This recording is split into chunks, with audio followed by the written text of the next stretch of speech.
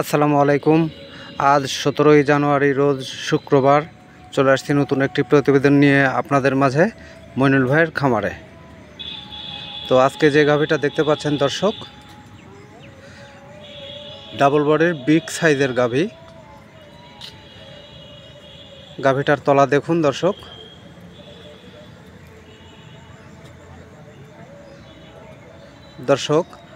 গাভীটার পেছন সাইড থেকে সামনের সাইড পর্যন্ত দেখুন।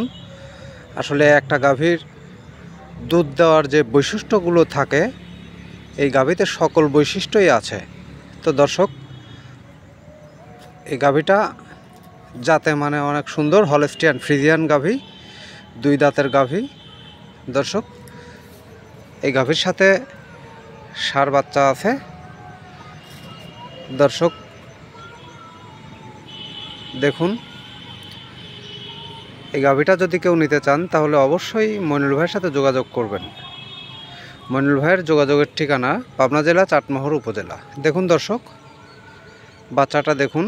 যাই হোক, ফোন নাম্বার মইনুল ভাইয়ের 01738655599।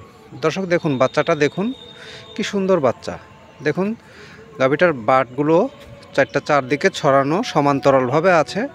পেছন সাইডটা দেখুন দর্শক, পুরা ভরাট করা। দর্শক যাই হোক, যদি কারো পছন্দ হয় তাহলে অবশ্যই মইনুল ভাইয়ের সাথে যোগাযোগ করে গাভীটা নিতে পারবেন। দর্শক দেখুন,